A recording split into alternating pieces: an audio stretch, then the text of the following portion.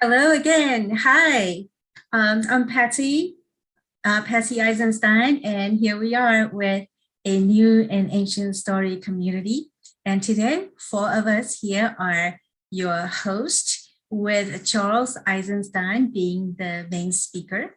And in a couple of minutes, we will invite Charles to present our fairy tale highlight, a spotlight fairy tale, Emperor's New Clothes today. And for now, I want to give thanks to our live event team. And please say hi to Connie, Allison, and Nori from Japan in our live chat.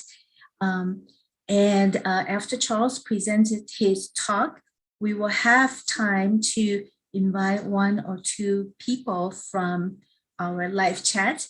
And Connie is, in a couple of minutes, he will place a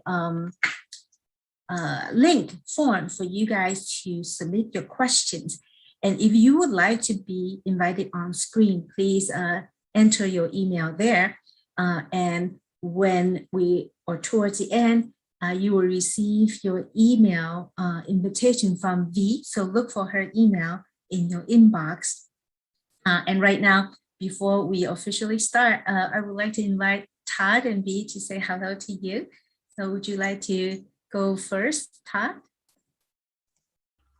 Yeah, thanks a lot, Patsy and Charles. I just really want to briefly say how much appreciation and gratitude I have for being here and being in this community. As I'm looking at people in the live chat on YouTube, I just see so many that I love and cherish in the community. And it's just been so meaningful to me and powerful to be part of something that I really feel is a group of like-hearted and mostly like-minded people, but more importantly, like-hearted. Thank you. I say ditto to everything Todd said. Hi, everybody. I feel similarly just grateful for this community, for Charles, for Patsy, and for so many people I've grown to love here, and the space to be free in our thinking and expression and support each other, and love you all. And let's go. I'm going to sign up. Yeah, thank you. See you back at, hope, what I'm trying to say is, like, after the end of this event, we have another gathering to have member discussion hosted by Todd and Connie, and is posted in the community event page. So thank you, Todd, and thank you, Vie, and we will have Charles. Hi, Charles. Hey, Patsy. Yeah. So how about we'll have you get going? Is it story time? Yeah, story time. Story time. Thank you. Okay, so I'm going to tell you a story that you're probably all familiar with because it is so relevant at our current moment in history. It's by Hans Christian Andersen, The Emperor's New Clothes. And I'm not going to tell the full original version because it is rather long. So this is my own rendition of it.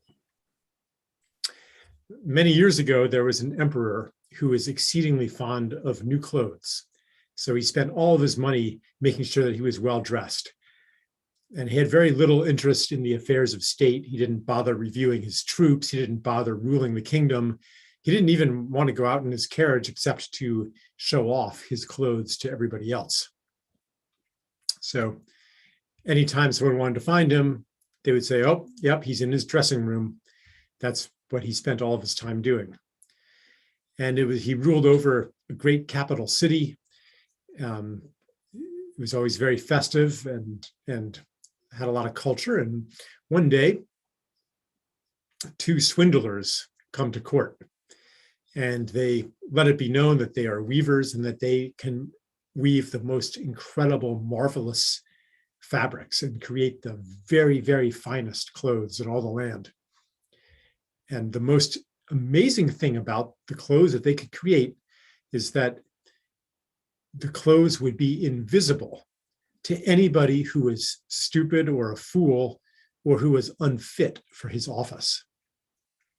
And so the emperor was like, yeah, those are the clothes for me, because then I'll be able to know who in the kingdom is a fool or unfit for office. So I'm going to get me some of those clothes right away. So he paid the two weavers, the two swindlers, a large sum of money, and they set up their looms and got right to work. Well, they worked and worked. Supposedly, actually, all the money just went into their pockets, but they spent a couple of weeks working, and the emperor was getting a little impatient. So he sent his most trusted minister to check up on them and check up on their progress. And so the minister walks in, and to his astonishment, he sees an empty loom and the two weavers busily making the motions of weaving. And he thinks, oh no, maybe I'm a fool or unfit for office. I better not let on. So he praises the cloth, and they invite him, come even closer and take a look at it. And he does, and they describe the colors and the fabric. And the minister says, well, I'll be sure to report to the emperor how wonderful these clothes are that you're making. And they say, yeah, and by the way, we need more money, the gold thread and the silk and stuff. So tell the emperor that too. So he goes and reports to the emperor, who's very happy that the project is coming along.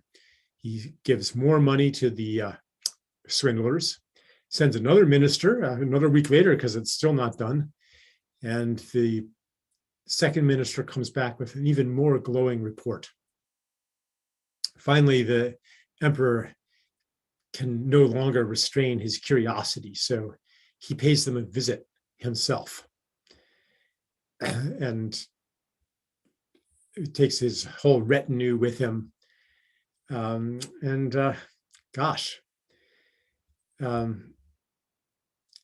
They show up, and he doesn't see anything in the loom, even though his officials are praising, oh, your majesty, what colors, what a design.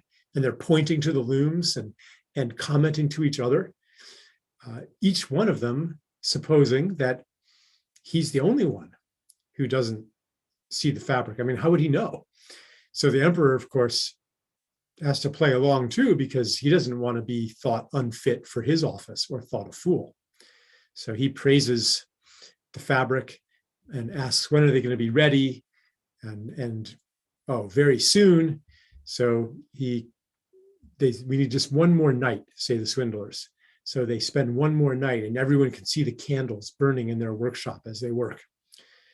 The next morning, the emperor comes, and the swindlers say, they present, here are the trousers, here's the coat, here's the mantle, here's the cape, all of these beautiful garments. And look, as light as a spider web. When you're wearing them, you could hardly even notice that you're wearing anything at all. If your majesty will condescend to take your clothes off, said the swindlers, we will help you on with your new clothes, and here in front of a large mirror. So the emperor undresses, they dress him in his new finery and pretend to fasten the buttons and turn him around so he could admire himself from every direction. And everybody is praising, oh, how well your majesty's new clothes look. Aren't they becoming? The pattern so perfect, the colors so suitable. What a magnificent outfit. And then they announce that his carriage is ready. And so it's time for him to show off his new clothes to the entire city. So he gets in, and the noblemen follow him to pick up his coattails from dragging on the ground. No one admits, of course, that there's nothing to hold. So, riding his splendid carriage, he parades through the town, and everyone in the streets and the windows says, oh, how fine are the emperor's new clothes. don't they fit him to perfection? And see his long train. Nobody would confess that he couldn't see anything, because that would prove him either unfit for his position or a fool. So no costume the emperor had ever worn before was ever such a complete success. And the emperor is very, very happy with things. Even though there's, well, we'll get to that later. All of a sudden, everyone hears the piping voice of a young child. But he hasn't got anything on, said the child. Did you ever hear such innocent prattle, said his father. And one person whispered to another what the child had said. He hasn't got anything on. He hasn't got anything on. The emperor is completely naked. Finally, everybody shouts in chorus, the emperor is completely naked. The emperor shivered, for he suspected they were right. But he thought the procession has got to go on. So he walked more proudly than ever, and his noblemen held high the train that wasn't there at all. All right, so everyone's familiar with this story.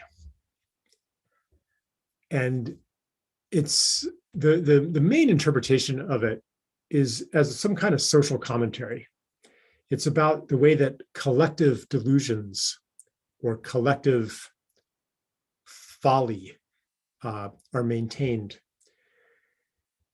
And it's a way also, it speaks to how a society can be controlled or swept up in a collective lie or collective fantasy.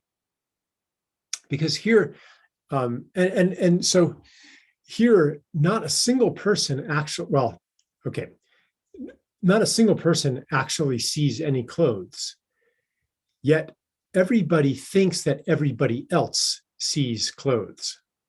And this is an important, this is important to understanding how propaganda works and how mass control of a society works. You don't actually have to convince everybody of your ideology. If you want to orchestrate society according to a lie, it's not necessary that everybody believe the lie. It's not even necessary that a majority believe the lie. In fact, it's not necessary that anybody believe the lie. What's necessary is that everybody believe that everybody believes the lie. What's necessary is the appearance. And this is because it's fundamental to how human beings operate. When we're trying to make sense of the world, we naturally turn to the people around us. And we say, are you seeing this too? Here's what I'm seeing. Are you seeing it too? What other people see influences how we see. So if you can create the illusion that everybody thinks the sky is red, then, gosh, maybe it does look kind of red, you know? Like maybe I think it's red too. And you could even imagine in the story that people might go home, say that the child didn't announce that the emperor has no clothes. People might go home and report to their families with full conviction that indeed the emperor's clothes were magnificent. Because this story, there's another meaning, I think, implicit in the story, which is about self-deception, which is about how we uphold our vanities, uphold our self-image, even if a little voice within us can call bullshit, a little voice that's not conditioned by the personal ideology of self, knows, it's like that part of you that knows you're a phony. And not to make any accusations here, this is like a phony, okay, I'll go with that for a minute. The part of you that knows you're a phony, that this whole person, Charles Eisenstein, isn't real. How I present myself, which is different according to different people. Like who I am with Stella is somewhat different. Like the things I say, the way even I hold myself is somewhat different from who I am with Patsy, who I am with my son, who I am on a public stage, who I am in a crowd of strangers, who I am in a supermarket, who I am on an airplane. Like, yeah, there's maybe some similarities, of course, but I'm different. So who am I really? These selves that seem so solid shift all the time. And there's a part of me that recognizes that this is on some level a pretense. But I hesitated to use the word phony because it's also a matter of playing a role. And there's nothing wrong with playing our role as well. Like, you wouldn't call an actor a phony because he's acting in a movie and playing his role really, really well. And you say, oh, that, that's not actually Iron Man, Robert De Niro is faking it. He's being a phony because he's pretending to be Iron Man. Like, no, like, you're like, wow, he's playing that role. Well, I don't know, playing that role well enough. He's playing that role pretty well. And the better he plays the role, the more we admire him. And our occupation in life is much the same, like the occupation of me, the role of me, of Charles. But without that voice of clarity that says, no, the emperor, the ego, is completely naked. Like, I can see through you. Without that reminder, sometimes we can get lost in the role. We can get lost in the delusion. And it also, because when we take our roles too seriously, we end up killing each other. Like, to live a sane life, you have to sometimes recognize that it's not actually all that serious. You have to be able to step back from full identification with the roles that we all play. But that doesn't mean we should stop playing the roles. It might mean that we reassess how we play the roles and why we play the roles and what the purpose of the roles is, to play out the drama that we're all engaged in the most beautiful way. But it's not that we can or should step outside the personality. The personality is what I'm talking about here. The clothes that we drape ourselves, that everybody can actually see right through it. You can shift that perspective into the perspective of the little boy. And like, yeah, who are we kidding here, really? Like, we're all walking around pretending that people believe the pretense and upholding that mutual pretense altogether. So anyway, I want to then now link this more inner psychological interpretation of the story with the political interpretation of the story, because a society can also get lost in a delusion where everybody appears to agree that something actually insane is totally normal. Harboring secret reservations, secret protest about the way things are, but because it is secret among everybody, you think that you're alone, and maybe it's not crazy. Maybe it's okay. Maybe it's normal. Who am I to question it? And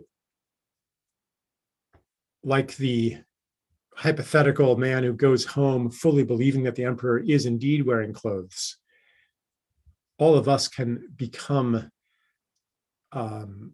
victims of that pretense. We can come to become dupes of that pretense. We can come to believe it ourselves, except for a small lost part of ourselves that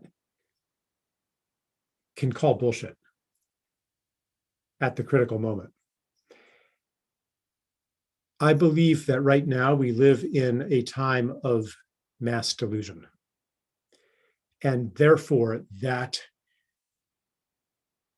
that part, that inner child who is unaffected by all of those stories, all of those pretenses, all of that rationalization, all that justification, who can see through all of that in his simple-mindedness or in her simple-mindedness. That's what it said in the story. Oh, how innocent. Yeah, innocent. That part that sees through that is really important right now. It's maybe ultimately the only thing that is going to deliver us from the nightmarish delusion that we are progressively entering. I've been writing about one expression of this. I in an essay I'm going to publish hopefully in a day or two. One of the things was I read this testimony by 11 doctors who had severe adverse reactions to the COVID vaccine and who have patients who have severe adverse reactions. And every single, well, actually there was 2 exceptions, but 9 of the 11, I think, said, I'm redacting my name, I'm staying anonymous because I don't want to be thought a fool, and I don't want to be thought unfit for my position. You know, those who speak out on this, the other doctors are, getting them in trouble with the medical board. They're ostracizing us, they're ridiculing us. But also, if I speak out, then I'm afraid I haven't spoken out because I've been afraid that I will damage the public health campaign to get everybody vaccinated, which I thought was very important. So here you can imagine a situation like where clinicians are seeing, all kinds of disturbing things. And what do you like, and they think, oh gosh, maybe these vaccines are less safe than we're being told. How will I know that? Well, let me look around and see if other people are seeing it. Nope, no one's saying anything. I better not say anything either. So you can have a conspiracy of silence because no one wants to be thought a fool. No one wants to be thought unfit for their position. And this can perpetuate a horrible situation where, like, theoretically, millions of people could be dying and it would be hard to know about it. Now, I don't think millions of people are dying from the vaccines, but I dove into excess mortality, and excess mortality in Europe and the US, those are the only places I have been able to find the statistics, in 2021 is actually running way above 2020, despite or because of the vaccines. So I don't know, but it's not millions, but it is tens of thousands. So how are we going to know that if no one is willing to say the emperor has no clothes? And what's, imagine the story, like you could even intensify the story by saying, like, imagine someone says the emperor has no clothes, and the crowd, even though they also see the emperor and has no clothes, turn on him and cast him out because that will demonstrate that they are no fool. Like, this is what happens. People, I remember a story. Here's another example of it that was told to me by Rupert Sheldrake. He's a British biologist. Probably most people know who he is. Educated at, Harvard and Cambridge and, PhD and so forth. And, but he went to India, had a mystical experience, and became an apostate, proposing all kinds of ideas that are complete anathema to, the scientific establishment. And he described making a speech to a group of scientists about, I can't remember what the topic of the speech was, but it was something outrageous, something about, maybe that some of his research on the sense of being stared at, or animals that know when their owners are coming home, or something like that. Or maybe it was just a critique. Anyway, his speech was met with crickets and eye rolls, and even expressions of incredulity. And it was like, wow, he's like, this is terrible. This was what a failure this attempt was to convince these scientists that there's something going on here outside of their paradigms. But then he said, after the speech was over, scientists from the audience started to come up to him one by one and say, like, I don't dare say this publicly, but I think you're really onto something here.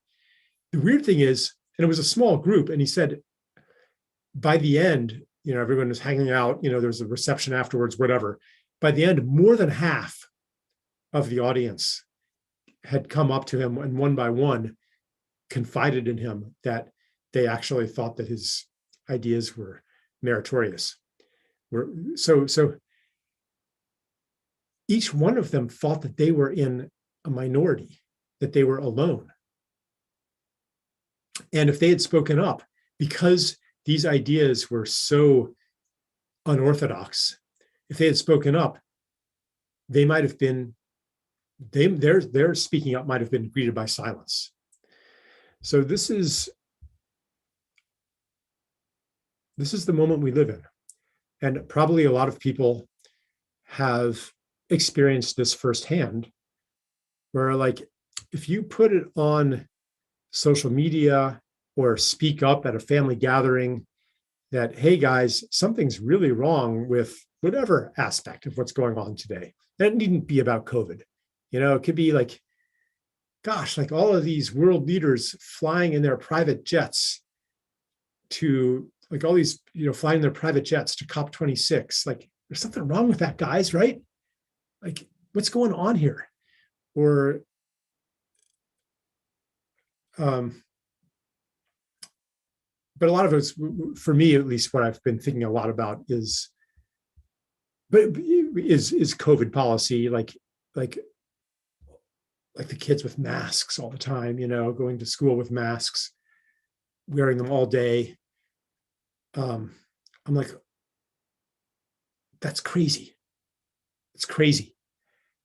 And if I say that, I'm afraid to say it, in a lot of settings. If you say it online, you'll get mobbed. Now, it's not quite that bad, because there are other people now who are also echoing that, speaking that out, but still, a lot of people are afraid to do it. So this is kind of one thing I worry a little bit about, that our psychology, like this tendency that the fairy tale illuminates to not name that the emperor has no clothes, this can end up blinding us to what is happening today. And that's why I think it's, for those of us who see that the emperor has no clothes, maybe it's time to speak out. Maybe it's time to be like that kid who just blurts it out. And yeah, maybe you get mobbed, but maybe others are like, yeah, that I've noticed that too.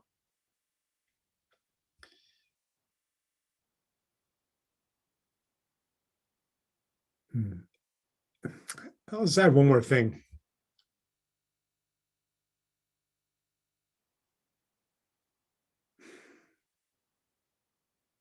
The dissidents, the people who are counter narrative, who are saying the emperor has no clothes, they can also form their own mob and elect their own emperor, and not see that their emperor has no clothes either.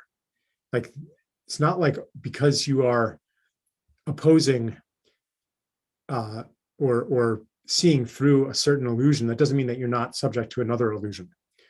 And so I see even like on like skeptic or conspiracy theory sites, like the same kind of groupthink, where there are certain things that like I'm afraid to say on those sites too. Like it might be that, I think actually contagion is a real thing, or I think viruses are real, or I think that the PCR tests are not giving such high false positive rates. And here's my reasons for thinking so, but like that goes against the collective agreement about what's real in those spaces in some cases. So I guess what I would come to then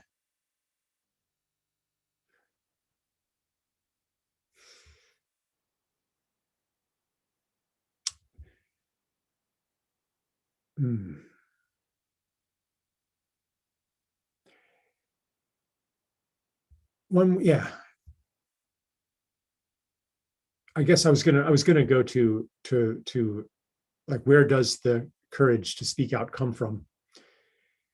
But also,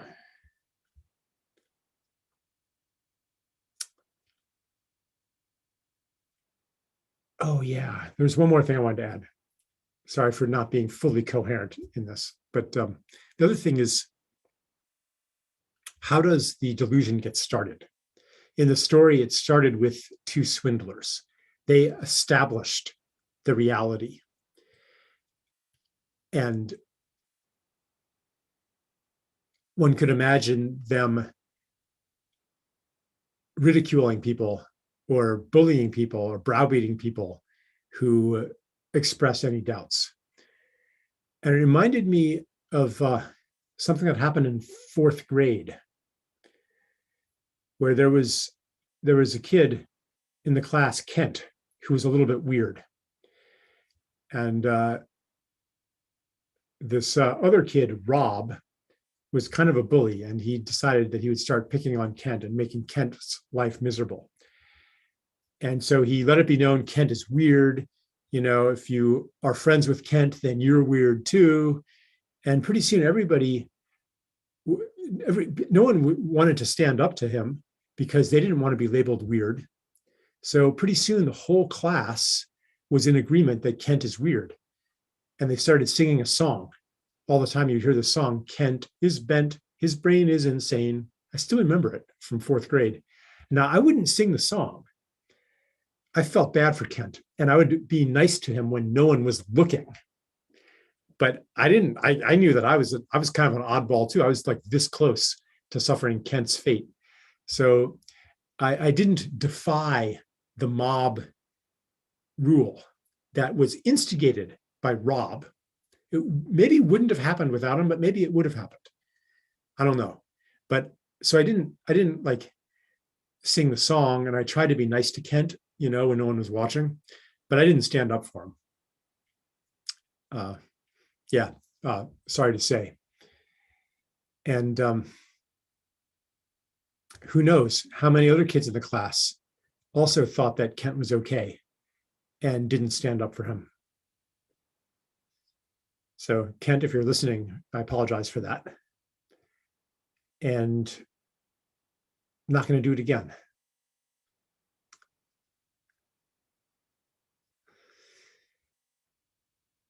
In our current situation, I don't know if the mass delusion that we are in was instigated by Rob. Whether it was, a deliberate thing that the swindlers perpetrated upon us, or if it's like, the crowd just got an idea that comes from reigning medical paradigms, and sometimes things just take on a life of their own. I don't know, but I do know for me that it's time to say that the emperor has no clothes. So yeah, that's my thoughts on that fairy tale. And should we see if we have as Patsy was saying, we have a Google Doc where you can put questions and be invited if you put your email to come on. And you don't even have to, it could be questions or it could be a comment. It could be something about how, any way that you resonate or don't resonate with what I've said, a story that you might want to share. So tune in and see if it is something to share.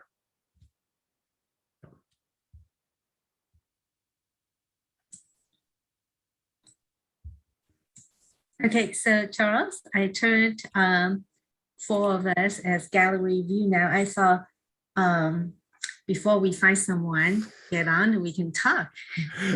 Patsy in the Zoom chat, she's like, you still are oddball, she says.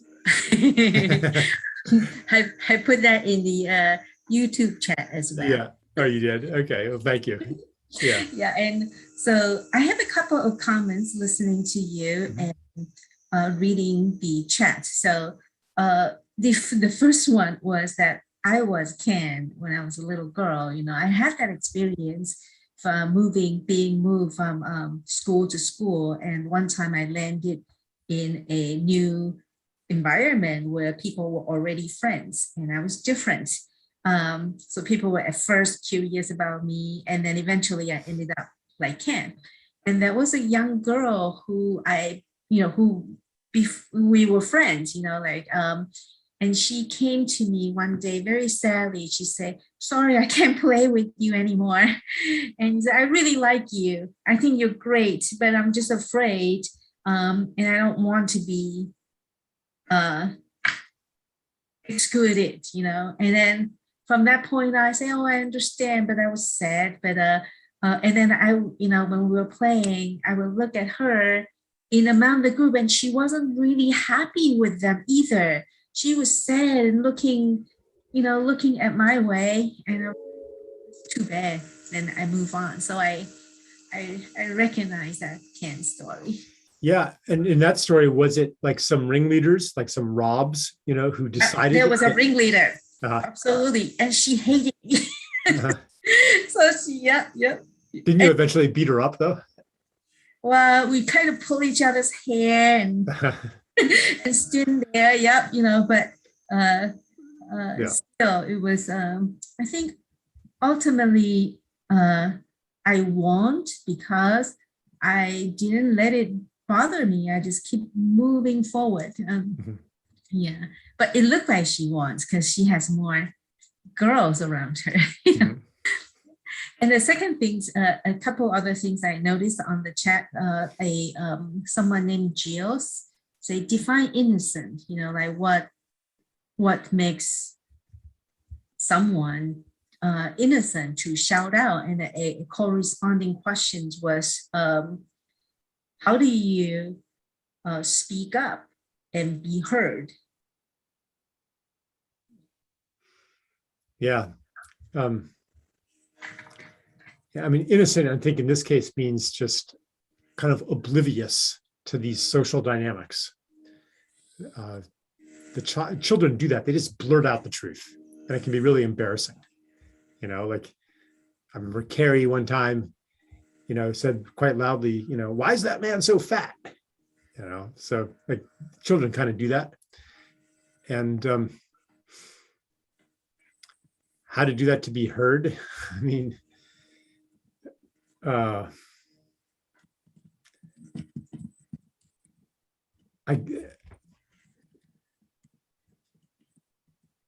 there's so much to say about that. I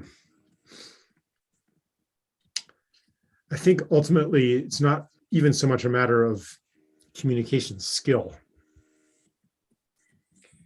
but how firmly you are grounded to your direct experience and what's true for you. Because people can hear the ring of truth. And they may not like it. They may reject you. They may get really angry. But they know that you're not trying to manipulate or deceive them. You could be wrong. Like I could be wrong, you know, I could be wrong that I think that vaccines are harming way more people than the statistics are showing us, but I could be wrong. Like all these vaccines, damage stories that I've gone down this rabbit hole, and finding all these sites where these stories, maybe that's just like my selection bias because it's my defiant personality reaching out for data points that confirm my anti-authoritarian bias. Like that could easily be happening, but it's my truth in this moment that I think something really tragic is unfolding. And when I guess one way of not standing firmly in that is to express false doubt or to make it too much about statistics. Like when maybe it wasn't the statistics that gave me my belief. Maybe it was some stories that I heard. In fact, that's true. It's not like I was neutral and then I read, this paper and that paper and these statistics and that statistics, and I did some math and I decided, no, it's more like reading a story that ends with the doctor said that I was having a panic attack and referred me to a psychiatrist. The doctor said it was coincidence. The doctor said it had nothing to do with the vaccine. Like I see that again and again and again. And I'm like, okay, I don't have the statistics to prove it, but that is my direct experience. And I see so many of those. I'm like, okay, something tragic is unfolding here. So that would be like to stay close. Your words become more powerful when you're speaking from direct experience.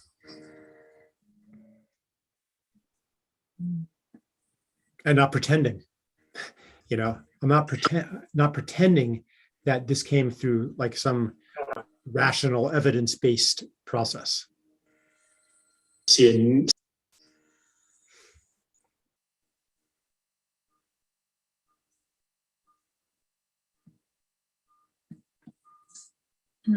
So, Charles, we have Mark waiting on screen right now. So before we bring him up, I was wondering if Vie and Todd has some comment.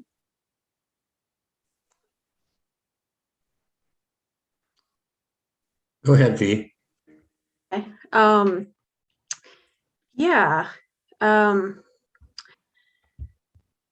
think on the calling bullshit, and I spent I have so much emotion flood through me in hearing you speak, because I've talked about it a little bit, but I spent a lot of years talking to people on the street about trying to tap into the part of people that had hope to support something, the creation of another society. And in that, I did a lot of just bullshit all the time, and in a way that was playful and inviting, and but super firm, and it was amazing how quickly people would snap out of a fog. I would just call people direct, oh, I don't have money to support that. Bullshit. You have a shirt with an alligator on it that costs $80 that you just walked out of a store with. Bullshit. On so many levels, with humanity though, with giving them what I saw in them, in that. And it's amazing how quickly people snapped out of the fog when you draw that line, but in seeing their highest self. And, I'm just constantly asking myself that question, how in this mix, in that format, I knew how to go there, how in this mix, energetically, I feel like that access is still there. I just saw it over and over and over again. So I know that's here, where the things could change in a second. That if we were to look and really engage each other, you know, to drop this, you know, you drop the story in ourself, like, which is that we can't say bullshit. You know, there's many layers to that, but anyway, I know that potential is there right now. Like, so I just want to share that from my direct experience. And again, I don't know in all situations how to, it's like energetically, how do I follow that same freedom train? Yeah.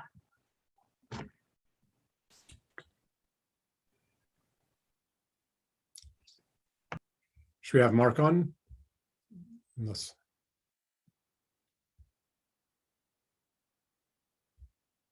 Yeah. Why don't we bring Mark on? Patsy, you're muted here. Here's Mark. I want to introduce Mark. Mark is our community member, right? And he just told me a very sweet story.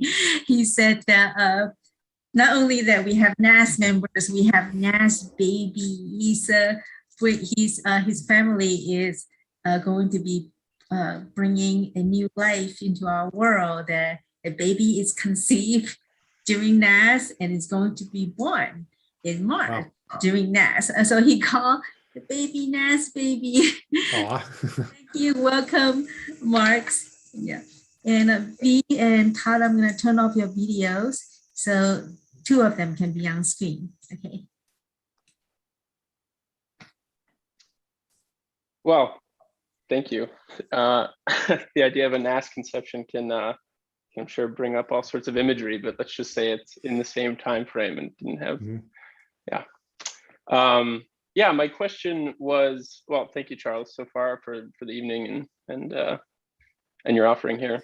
My question was pretty specific, and you started getting into it with the mention of innocence, but that a child was chosen to be the truth speaker first in this fairy tale, to me draws the correlation to this idea of innocence. But I was wondering if you had any other thoughts about why it was a child that was chosen to speak first,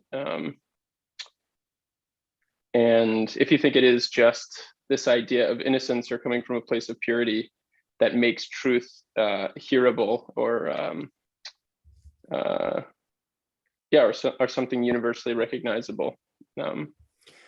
Yeah, I think it's simply just because the child is relatively unconditioned socially. The child is not socially conditioned in the same way that adults are. So it is that childlike part of ourselves that is most able to recognize things for what they are, because there's not that overlay of interpretations and stories, not all of these acquired lenses on top of the vision of the child self. Yeah, I think it's basically just that. Yeah, and we could talk about the inner child, you know, and like the part of yourself, you know, that has not, like the prior to your personality and so forth. But yeah, I don't want to psychologize it too much. Yeah. Well, I mean, I guess then if you don't mind, if I just briefly expand on why it feels pertinent to ask. I mean, and it does seem like this has been touched in various ways through your remarks so far, but it does seem like our conditioning or you know, our age or the way that we're seen in the world, or the fact that, you know, you walk somewhere these days not doing the proper things, that when a child does it, people are like, oh, that's fine, it's a child. But when you do it, or you say what you believe to be truth, there seems to be a block. It's like, oh, that person has an agenda too. Right. Yeah, that's an interesting point. Like, people are better able to hear it when it comes from a child or it comes from somebody outside of society. Like, there are things that I would get mobbed for saying that.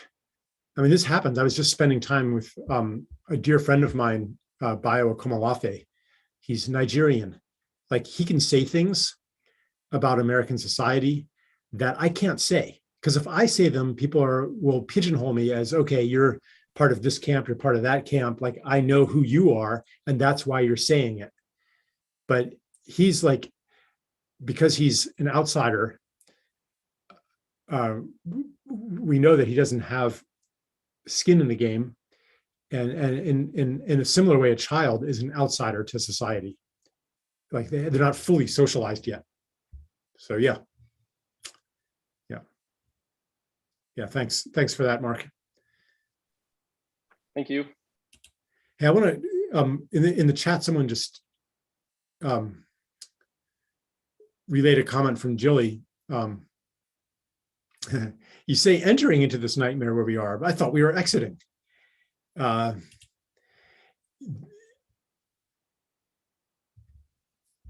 That is up to us, whether we are exiting or not.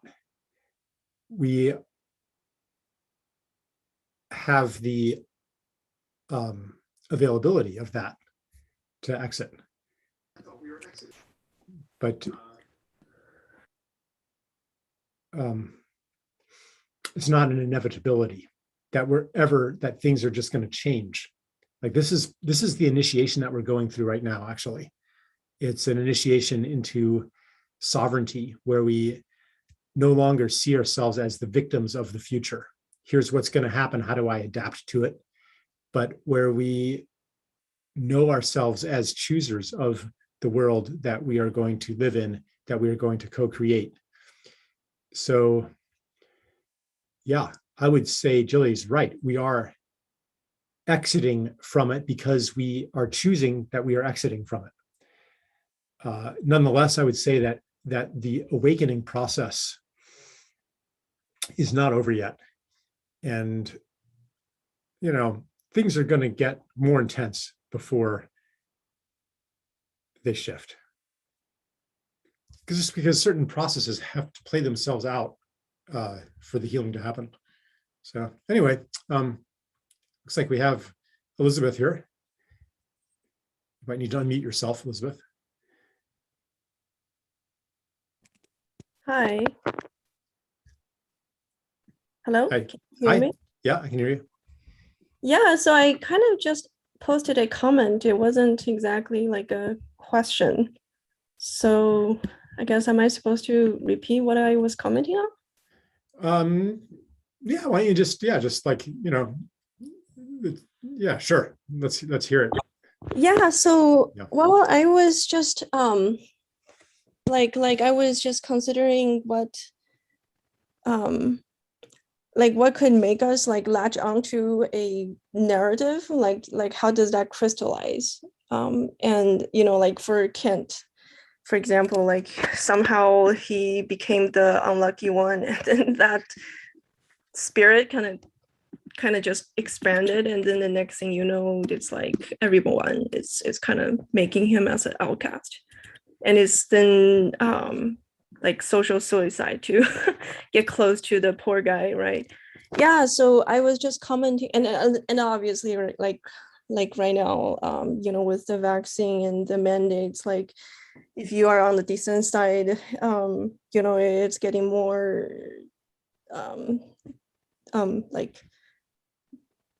you're treading on very like risky waters, like, right? Yeah. So so I was just commenting that maybe we tend to latch onto something that we desperately need. So for Kent, maybe the class, the students, the children in that class as a fourth grader, or maybe in that community, maybe that was a latch onto a feeling of acceptance of I actually have value. Maybe back in the days there were a lot of expectations placed on the children, and you needed to be this, and it's very behavioralistic. And then like feeling not being accepted or not if it's like a constant thing, and then I think maybe that's a desperate need at that moment. And then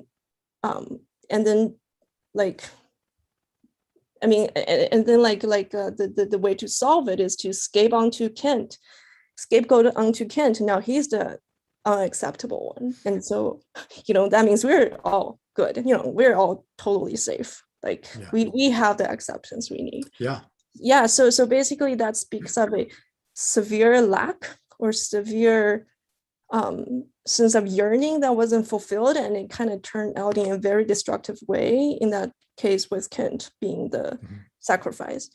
And here, like right now with our current situation, I would say maybe a long like a long-standing feeling of being disempowered, or being like just this unexplained sense of feeling just not empowered, just very pushed down, like very burdened with some kind of invisible burden that you know, like with the raising depression rate and like dissatisfaction with life.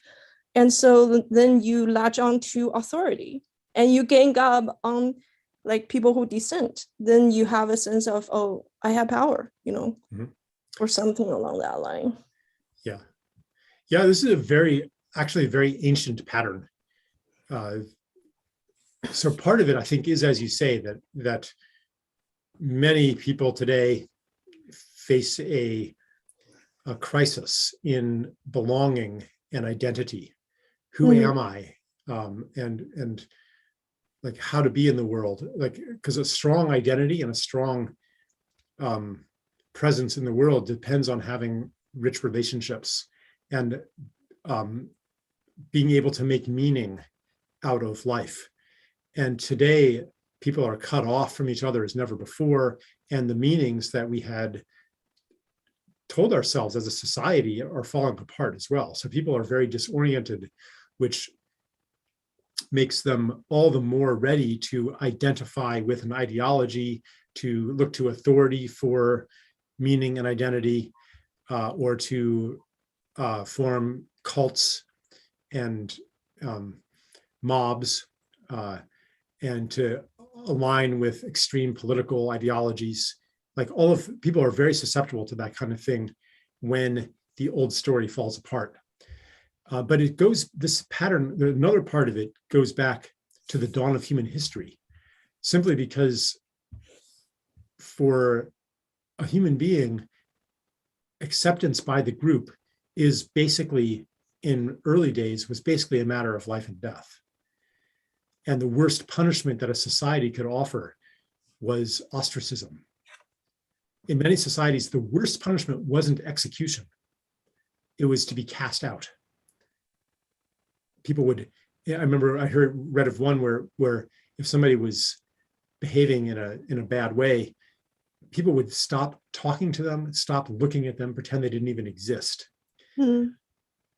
Also, there's the whole phenomenon of scapegoating and sacrificial violence that I wrote a whole essay series about, which basically it's that in times of social tension, in times of rivalry, in times of blood feuds, instability, people will turn on a victim or on a minority and unify society in a violent act toward that minority. So it's actually, especially in uncertain times, intense times, it's really dangerous to be the oddball, to be somebody who may fall into that victim class. Yeah. And it starts with dehumanization, just like with Kent. You know, this person, like, or class of people becomes dehumanized, they become dirty, they become, you know, unclean, the infidels, the sinners, the Jews, like somebody who's considered lesser than. It could be a political categorization, the bourgeoisie, you know, petty bourgeoisie, the kulaks, it was called in Soviet Russia, who were small landowners, the rightists before the Great Leap Forward in China, you know, the anti-rightist campaign. Like there's some way to categorize somebody as you know, the unclean person, and we're scared of that. Yeah, it's very, very, very scary. Like that's I mean, like witnessing what happens to those people. It's a very visceral, very strong fear. I can totally And that's why it's so effective. That says, like, if you do this, then you're going to be like that. That's a very powerful way to control the population. Yeah. So all these things are coming together in our time. Yeah, I agree. Yeah. So I just wanted to share that. And I guess on a more optimistic note, like, I have seen like a movement towards more self-defining way of being. So if like an old way of existing is where we find communities by looking outwards, like following the group, like be accepted, and then the new way is more like we tune out the outside, like pings and hits of information of how you should think, how you should be, and tune inside. And then it's an inner, like a inner source way of being. And then I think, Yeah, I do think that it has that initiatory effect of growing us up. And like you said, people are now turning to an inner source of information when the outer sources are so conflictual. And so I do share your optimism, actually. Like, this is an incredible opportunity for humanity to grow up. Yeah, I think we're at a turning point, and I'm hopeful. Like, I'm optimistic of where this is heading. I think this is just a breakaway from a old way of being that kind of reached its limit, as you have written a lot on, and it's getting dysfunctional. And then we're going to transform into a new way of being where it's everyone will kind of know their own truth, like know who you are. And then once we find a belonging within ourselves, we accept the other person as who they are. And then we kind of form a community based on that kind of like acceptance, like radical brand acceptance. Yeah, thank you, Elizabeth. Let's see, should we bring on one more? Or probably Thank you, Elizabeth. Yeah. Thank you. So we have 2 more questions, and the Todd and Vie are gonna present them as proxy. Is that good? Sure. Okay. Okay, this is from Roz. And the question is, Rob was also a child. What causes the Robs of the world to be able to quickly identify oddballness and exploit it to bolster themselves? I certainly was a Rob at school. I don't feel good about it, in parentheses, and think it may be to do with having older siblings and feeling insecure myself. The Robs and the Kents are both traumatized in different ways. Yeah. I mean, I think Roz would have maybe more insight into that question than I would, having been in the position of a Rob. Like, I don't want to give to pat an answer of whatever kind of childhood trauma, whatever feelings of powerlessness that the bully is compensating for. But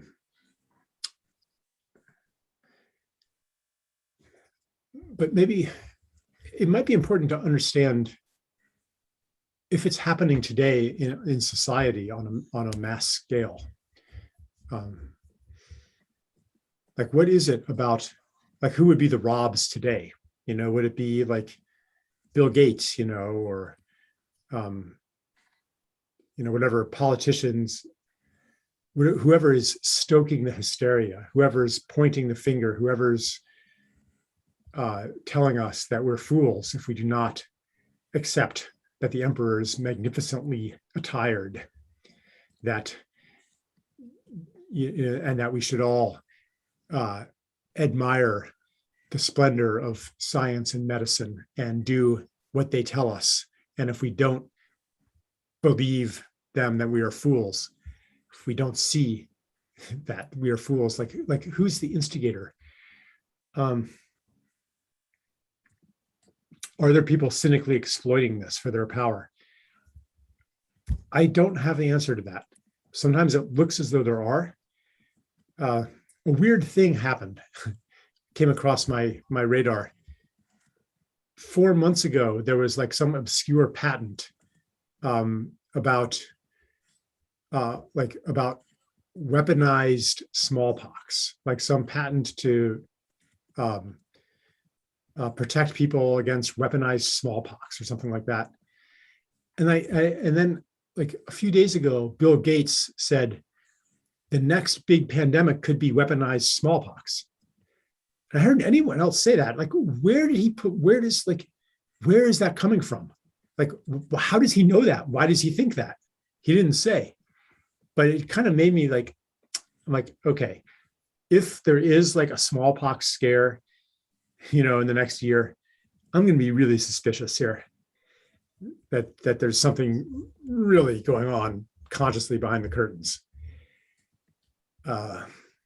And like, so that's like one of these outcroppings, sometimes there are these outcroppings that make the whole thing look like it was planned as a power grab, and by people who understand psychology really well, who understand the playground dynamics, of my 4th grade, who understand mob psychology really well, who cynically exploit that, who know that if you shout loudly enough that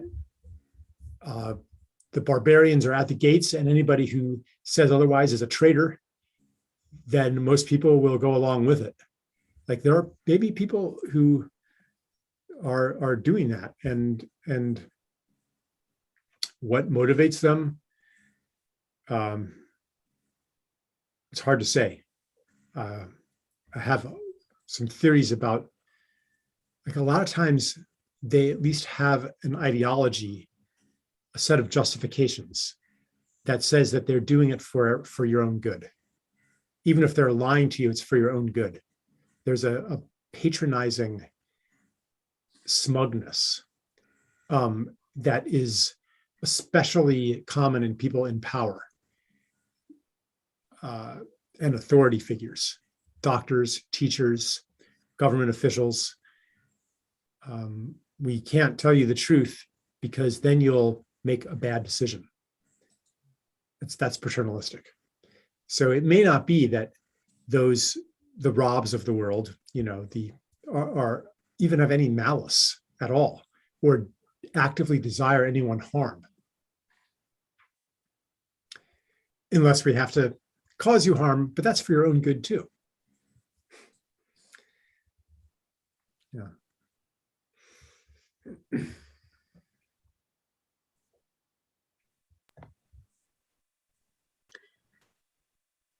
I can read. Tina, Michael has a question.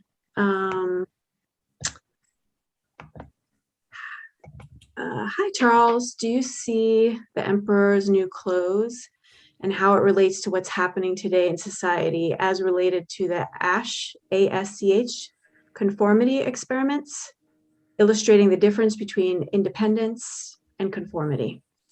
Mm-hmm. Yeah, I mean, I think there's these conformity experiments are they point to the same dynamic. Some of them are I'm not sure which ones the ACHE are, but I'm familiar with quite a few of these experiments where they'll they'll have a room, you're the test subject, everybody else in the room is actually a confederate of the experimenters. And they'll show you a blue card and they'll ask everybody, what color is that? And everybody says blue. Then they'll show you an orange one. And they ask everybody else first, red, red, red, red, red. It gets to you, most people say red. And they actually, maybe there's some part of you, that child part, it's like, that's actually orange. But you might actually even see it as red or be aware of yourself as seeing it as red. But then there's even weirder things, like they'll give, everybody a stimulant, but one person a sedative, and the person with the sedative will respond as if he had been given a stimulant. So we're talking not only, like this gets kind of metaphysical, it's not only about perceptions, but it's also about reality. And some of these experiments actually bring into question the boundary that we erect between perception and reality. But we can say at the very least that social reality is constructed from perceptions, and that those who manage perceptions can essentially create their own social and political reality, which is what we're seeing today. So, yeah.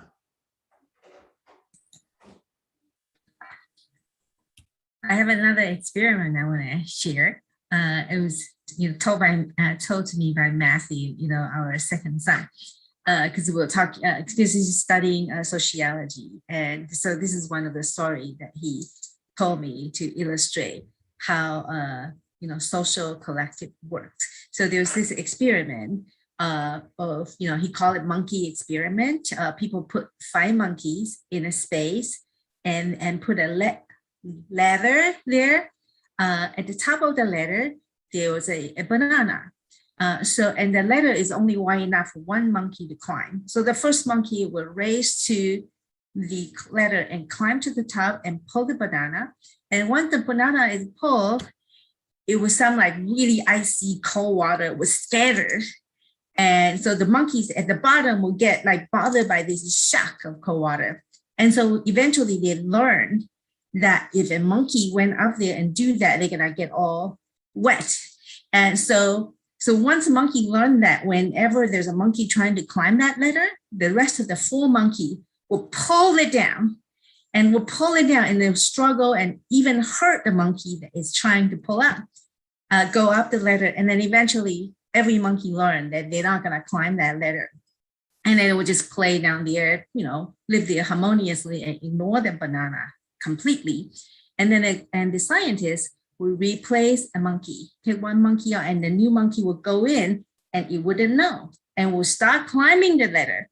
And then he'll get the same treatment, get pulled down and learn that shouldn't climb that ladder. And then scientists will 1 by 1 replace monkey number 2, number 3, number 4, number 5. Eventually, all of the new 5 monkeys in there, no one knew that what pulling that banana would do, but none of them would climb that ladder. So I thought it was a pretty cool story and very food for thought, Mm-hmm. Yeah.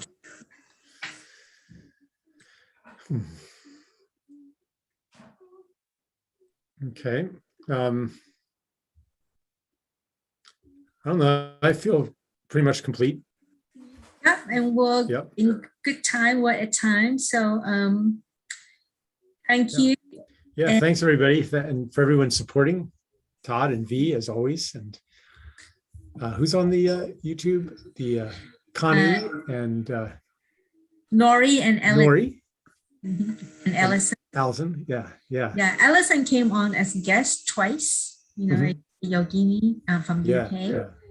And then and Michelle and Sherry, they are not here today, but other times they will be here.